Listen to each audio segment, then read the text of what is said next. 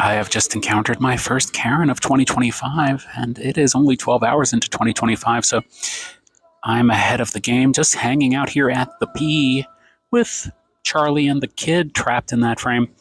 So I am just here to get coffee and do a little bit of work. And a woman comes in with her husband. You could tell they were very upwardly mobile. She was very skinny and proud of that, fine.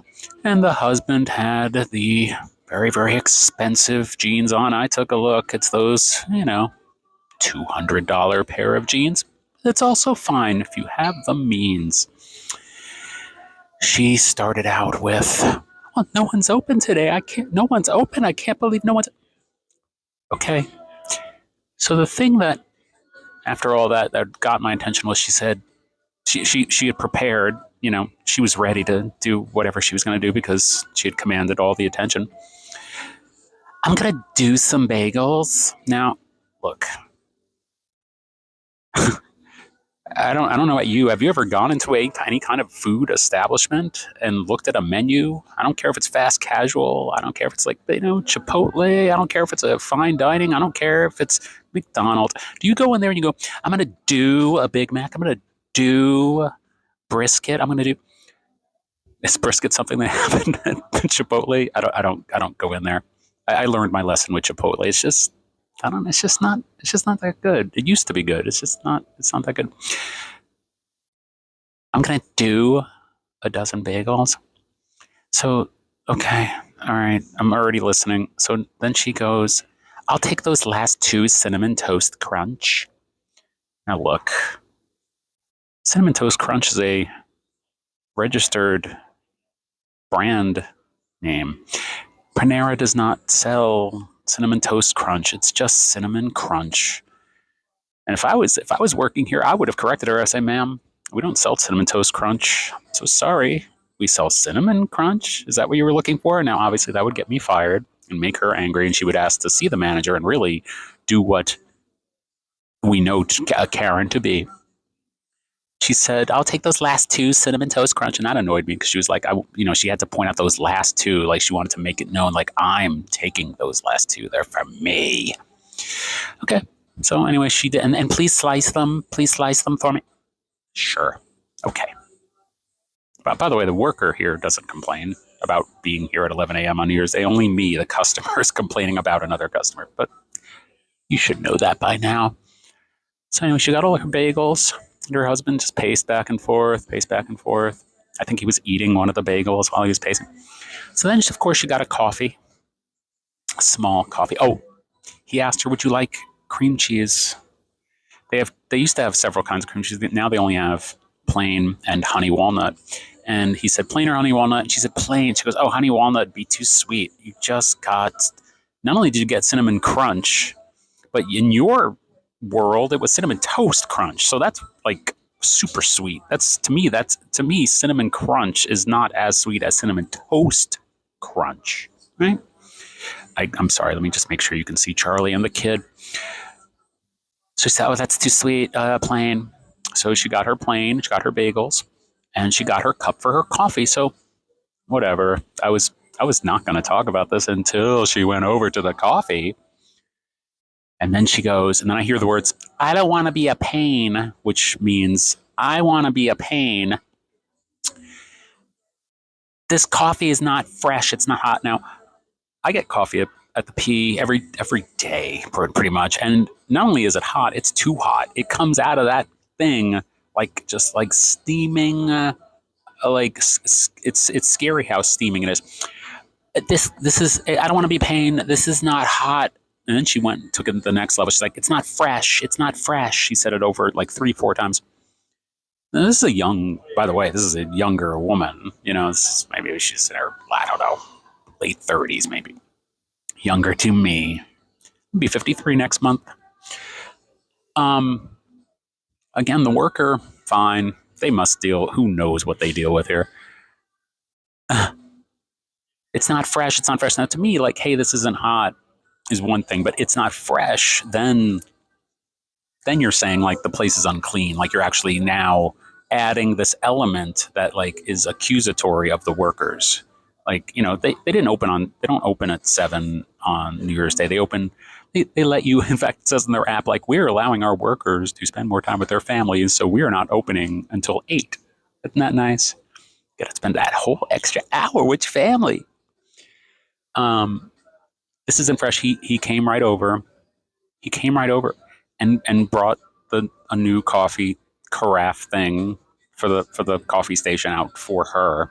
Then, do you have almond milk? Now, I drink almond milk at home because it's lower in calories. But when I'm here, I just get a drip of 2% because I'm not going to bother them because they don't leave the almond milk out because it's corporate thing. Obviously they're saving money. They don't leave the almond milk out. Do you have almond milk? So apparently if you request almond milk, they'll give you almond milk. Now, even though I know that now, I'm not going to request almond milk. It's inconvenient, first of all, to request every time. But I mean, can you imagine working here? It's like, oh, that's the guy who always asks for the almond milk. Yeah. Okay. But it was right in line for her to do that. It's right on time. You have any almond milk? Okay. He brings out the box of almond milk for her. She takes it. She's like, I don't need this much. Yeah, we know, honey. We don't package individual almond milk for you. I think again, it was this vibe of, like it's not individually packaged, so she's like got an issue with it or something. Like this is tainted almond milk. So it's not up to her standards, this almond milk. So she uses the almond milk, and I think she's over the fact that it wasn't fresh. But then, now I had noticed when I got my coffee 10 minutes before that, there was a abandoned coffee cup there. Never see that.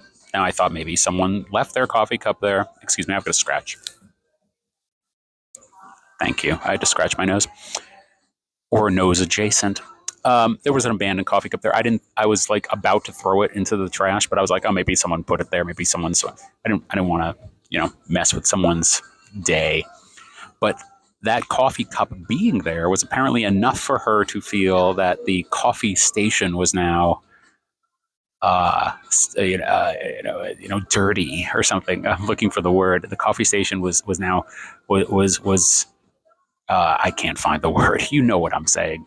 The coffee station was ruined. It needed to be sanitized. It was unsanitary at the coffee station.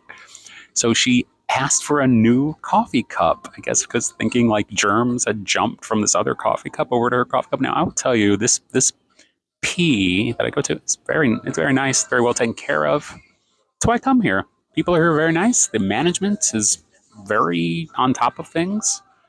And so, that's not an issue. That's why I said, like, there happened to be a coffee cup there. And I found that surprising because usually, like, unlike even mom and pop shops, I think don't even keep as in ship shape as this particular store does. Like, I never see any messes around the coffee station area.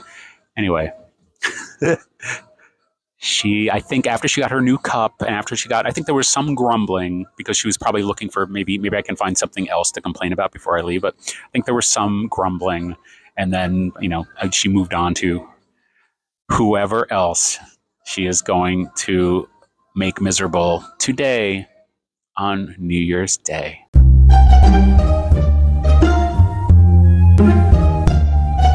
Well, I can see a lot of people are upset about the certification of the election today when I am not surprised whatsoever. I'm not thrilled. I think Donald Trump is a dick, and I've thought he's a dick all the way back to my childhood because I am a New Yorker and we've always known about Donald Trump and that he's a dick.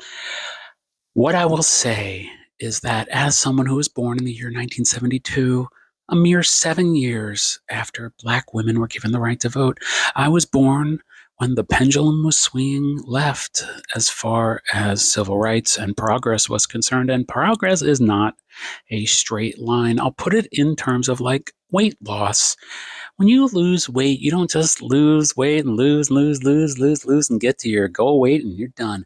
It goes up and down and all around. And in this particular case, while some people, I think, were hoping there would be some sort of last minute disruption, it was a last minute disruption that was a problem the last time, remember? Democrats and non-insane people are going to remain with fidelity to the Constitution. And the fact of the matter is that these lawless people who are now going to be running our government, and even if they are not lawless, which many of them are, including Donald Trump himself, they have an agenda that is not in line with someone like myself, and obviously not in line with the 74, 5, whatever, 6 million people that voted for Kamala Harris, which is the show of progress that I like to look at. That 74 million people voted for Kamala Harris when a mere, whatever it is, 35 plus 25 is 60 years ago. A mere 60 years ago, Kamala Harris couldn't even vote. So now we are in the timeline where the pendulum is swinging hard right, and it is my belief that we must let it swing all the way to the right and let these people do whatever the F they're gonna do, because you know what? They're gonna do it anyway. That doesn't mean roll over. That doesn't mean no objections. It doesn't mean no protests.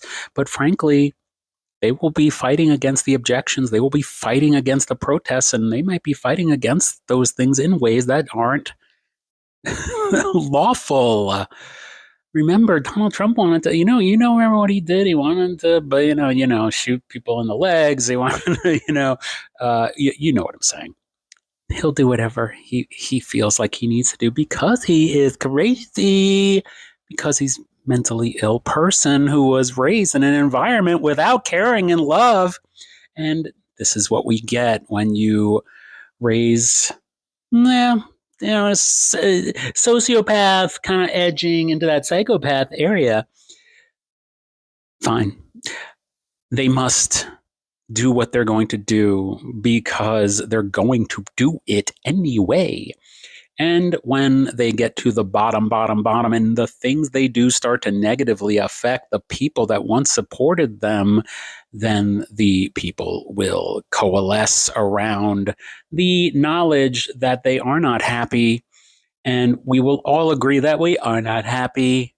And change will be made from that standpoint. I know this is not something you don't want to hear. I know this is not something you want to hear. I know this is not something I want to say. But it is the way it is. They're going to do what they're going to do no matter what. So from my point of view, I'll go back to the dieting metaphor. If you're going to overeat, if you're going to eat treats and sweets and too many calories and put on weight, then you're going to do it. You're going to do it and do it and do it until you feel like you coalesce around the idea that you just don't want to live that way anymore. And then you will start to make changes, but changes come. This is me. My head is making up and down because changes come not in a straight line. They come with peaks and valleys, and we will get there. If you're watching TikTok right now, you're young enough to you'll see it. Look, 60 years ago, Kamala Harris could not vote. Cut to 60 years later, she gets 75 million votes, and she only lost by 1 point something percent on a campaign that was only 3 months long. We will see change, but we're going to have to let these doo-doo heads do what they're going to do because they're going to do it anyway. So let's try to just be as happy and positive as we can while it's going on. Don't immerse ourselves too much in news, but stay informed and act where we can, when we can, in a way that does not give them ammunition to use ammunition, if you know what I mean. I feel like if you were a person who thought like maybe they'll pull something at the certification today, maybe they have something up their sleeve, go ahead and let that go and relax. Because it's gonna be fine. These are not the sharpest tools in the drawer, and they're motivated by anger and fear and their own personal disappointment in life. And it will come to pass that progress and optimism and, to use Kamala Harris's word, joy, will prevail.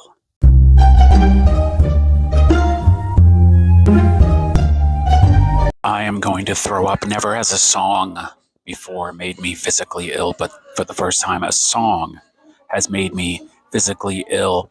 This song is called Triad. The artist is David Crosby. You may know David Crosby from the group Crosby, Stills and Nash, or Crosby, Stills and Nash and Young, or in this case, just Crosby and Nash. Let me show you what I'm talking about. I actually bothered to make this graphic with a cover of the album that the song appears on and these lyrics laid out so that I may go through them with you, so that we may experience together just what it is that has turned me off so much this morning about this song. Now, apparently this song was written or recorded or whatever. Something happened in 1971, and you can see that that album cover has the title Another Stony Evening. Isn't that cute? That's something from the 60s or early 70s. You know, that's related to, like, you know, stony. I think that by saying that, Mr. Crosby is trying to just let you know how incredibly cool he is, and I don't want to disparage Mr. Crosby. Rest in peace. He had a reputation in his life for being a rather ornery gentleman, and the reason I know about this song now is because I was listening to what has now become my very favorite podcast called The History of Rock Music in 500 Songs, and the host was discussing on this episode a song by the band Jefferson Airplane. Not this song, but apparently the band Jefferson Airplane recorded this song before David Crosby had even recorded or released this song, or at least released this song. Now, when I heard these lyrics and heard this song that made me so sick, and then heard that it was actually released on a Jefferson Airplane record, recorded with their current vocalist at the time, Grace Slick, who is a woman, I was like, well, maybe what I am reacting to about these lyrics, maybe it would be different if I heard a woman singing it.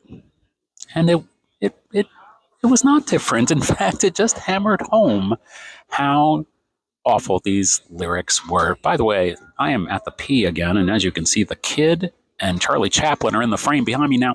I did not notice that the kid has a donut in this picture behind me, which makes a lot of sense considering this is Panera. I was wondering why that picture was there, but I digress. Let me get back to the point.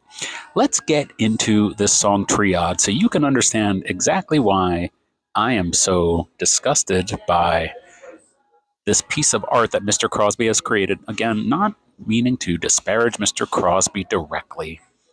What's the point of that? Let the man rest, but the art lives on, and I must address this. So, the song Triad by David Crosby starts with the lyric, "You want to know how it will be, me and her, or you and me." Well, as we can see, getting right into the heart of the matter, this is a song addressing polyamory, three-way, however you want to call it.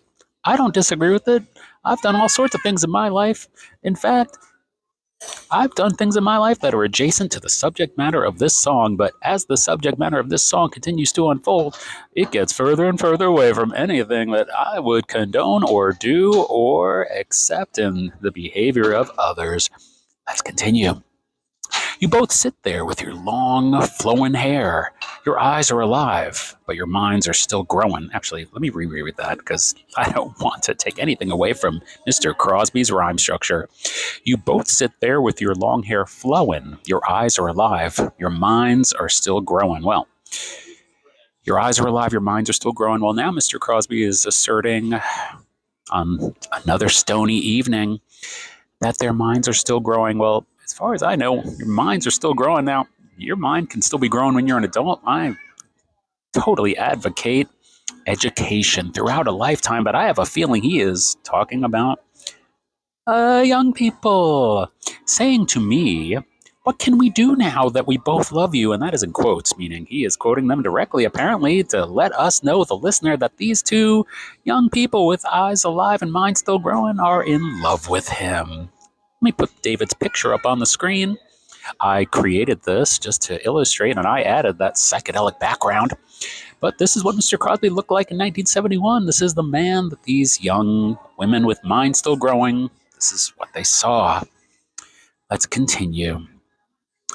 I love both of you too, and I don't really see why we can't go on as three. Well, now I think we have gotten to the meat of the song, and I use that word begrudgingly because when it comes to, I'm going to put up this picture again, when it comes to this gentleman and meat, I don't want to make that connection. Like I said, this song has sickened me. I am not a vegetarian. I eat meat. But in this case, maybe I should reconsider that. We continue. You are afraid. You're probably embarrassed too. Well, why would they be afraid or embarrassed? Let me put up that picture one more time. Again, this is the man that these two women profess to be in love with, and he professes right here to be in love with them too, and also is aware that they are afraid, and also is aware that they are embarrassed. Why would he think that? Perhaps because he is in the process of completely manipulating and controlling them into getting into a three-way relationship with him, this confessed older gentleman who is in the rock and roll business, and you know how those people can be. Another stony evening. No one has ever, in your sweet short life, child, said such an outrageous thing to you. So once again, Mr. Crosby has been confessing all along that he pretty much knows that this relationship is wrong because not because it's three people and consenting adults, but you have to be an adult to be a consenting adult. Now, don't you? And I think it has been made clear that maybe these people he is talking to are not as adult as one would want people to be when applying this kind of suggestive talk. Let's continue.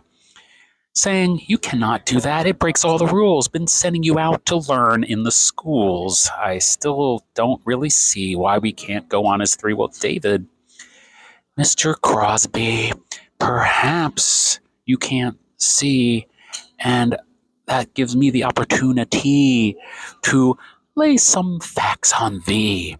You said that it breaks all the rules, been sending you out to learn in the schools. Well, minds are still growing, learning in schools, sweet short life, child. Now, Mr. Crosby, isn't it clear that maybe these women are a little too young for you? Now, again, when I went and listened to this song as released and recorded by Jefferson Airplane with a lead singer who is a woman, Grace Slick, I said to myself, how is a woman condoning this behavior?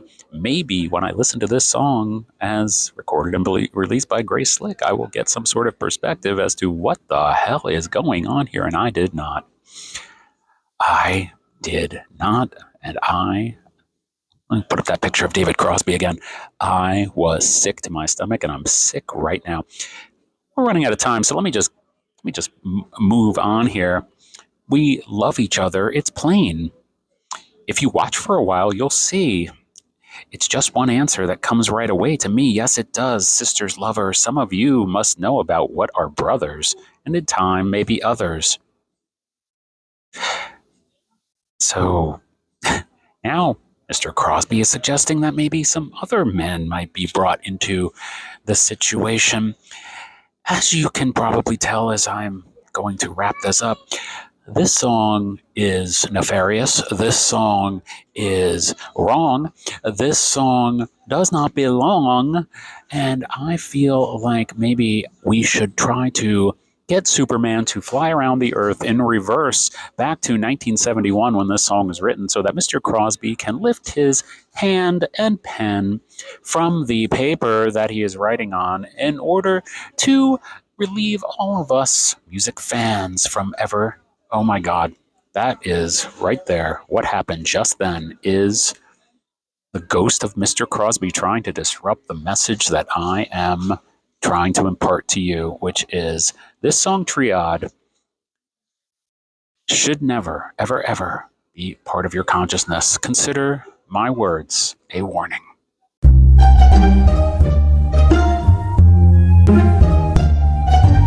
Do you ever find yourself freaking out? Well, of course you do. Thank you, Josh. Thank you for the help, for helping me know that I freak out sometimes. Look, I freak out sometimes. I was freaking out moments ago before I picked up this phone. And what I'm trying to say by pointing this out is that if we acknowledge, if I acknowledge, if you acknowledge the common we human beings, if we acknowledge that we are freaking out, that is a massive step. In fact, I would say that is 89.7% of the steps towards not freaking out and calming ourselves down. I tend to freak out after a period of real, maintained, and unadulterated self-confidence and optimism. And then all of a sudden, it'll be coming up the street. I see it. Hello. The freak out comes.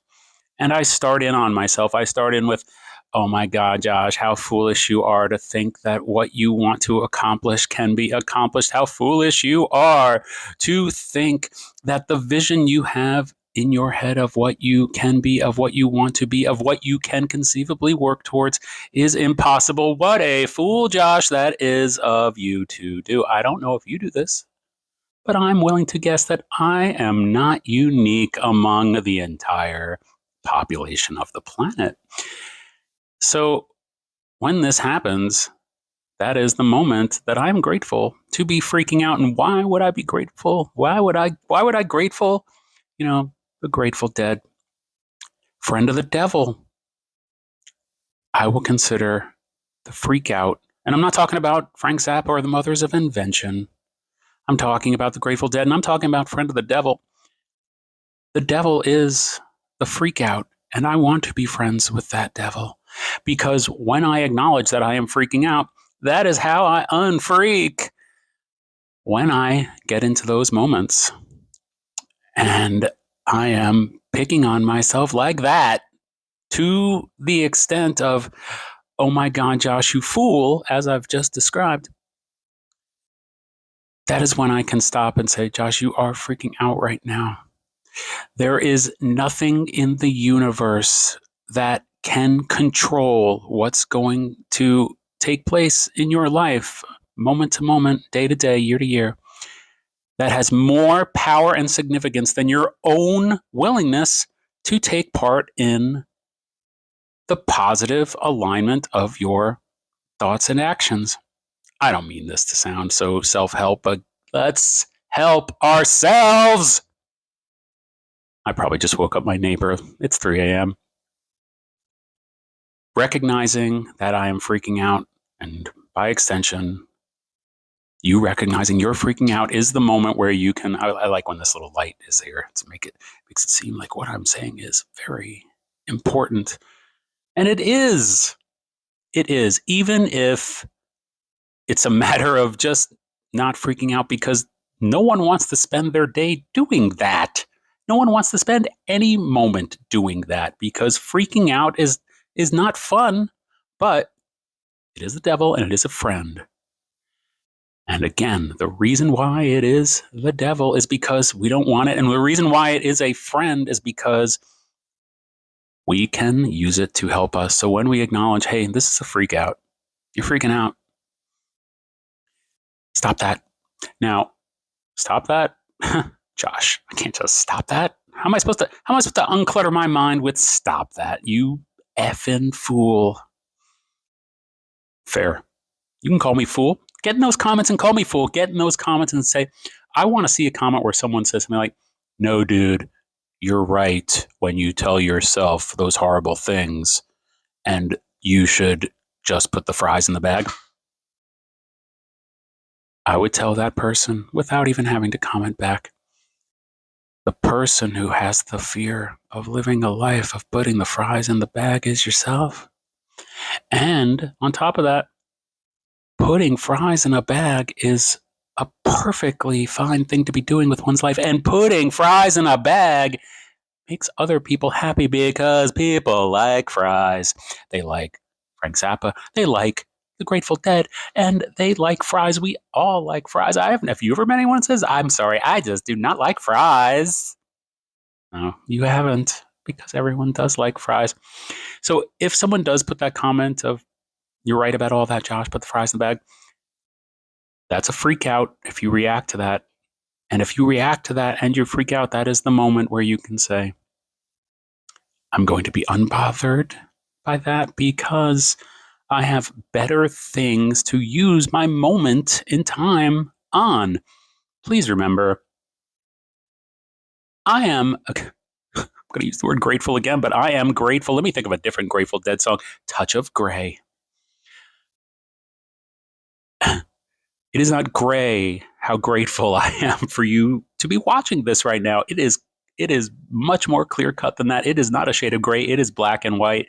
It is completely white or completely black, meaning it is polarized on one side of the equation. You can pick the color or absence thereof, but what I am telling you is I am completely enamored of the fact that you would take the time to be listening to this right now because I realize how precious your time is. We only have 13:03 a.m. on January 3rd, 2025. We only have that once. You know, we think. We don't know about the technology that might be coming down the road to allow us to experience 3:03 a.m. on January 3rd, 2025 again. But for now, we just have this moment, and I am grateful that you would spend this moment with me to teach you what's something I know, which is when you are freaking out, embrace that because the quicker you embrace it, the quicker you can get yourself the hell out of there by just saying, like, Josh, you are freaking out right now. There is nothing in the universe that can control what happens with you and what you want to do with your life more so than your own thoughts. Now, there is a tinkling sound going on behind me. You know what that is? That is my cat. And she is eating some of her dry food. And when she eats some of that dry food, it makes the bowl make this ding, ding, ding, ding, ding, ding, ding noise. And do you think that she distracts herself from getting over there to that dry food and making that little tinkling sound because that means that food's going in her mouth? No, she does not. Take an example from this animal that does not get preoccupied with these kinds of thoughts. Oh, I like when the light's like this. Makes it seem like what I'm saying is important. Seriously, though, take a lesson from our pets. They're not bothered by S. They are just doing what they're programmed to do. And what you are programmed to do is seek bliss. You are programmed to live out the visions of yourself that you have in your head that make you positive and motivate you and move you further towards the most perfect life you can envision. And when those moments of freak out come, I'm not a doctor. I don't know why they come. Maybe because we harbor fears in our moments of self-preservation. We allow ourselves to indulge those fears. Maybe that's the reason. I don't know what the reason is. I don't really need to know the reason. But what I do need to know is how to unreason and get out of there. So I'll leave you with this. When the freak out comes, please tell yourself that you're freaking out, because if you know that you're freaking out, you can stop freaking out.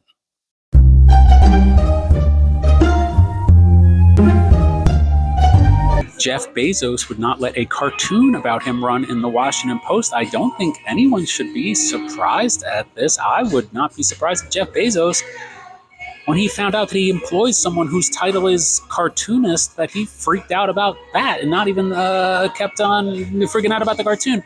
Look, if you are a billionaire and you purchase a newspaper, the thing on your mind is, I'm going to make sure that nothing runs in that newspaper that makes me feel bad about myself. Because to become a billionaire, you need to have the kind of ambition that it takes to devote every single fiber of your being to becoming rich and powerful. And the only way that someone can devote every fiber of their being to becoming rich and powerful is when they have nothing going on in the first place. If you take a look at Jeff Bezos now with his very tight clothing, pants and shirt, and his very well-oiled head, and then you go back and you see what he looked like when he started Amazon, then you will see somebody who did not look like that. He looked like a guy who would start a website to sell books. And back in the day when websites were all very, very ugly, there was no style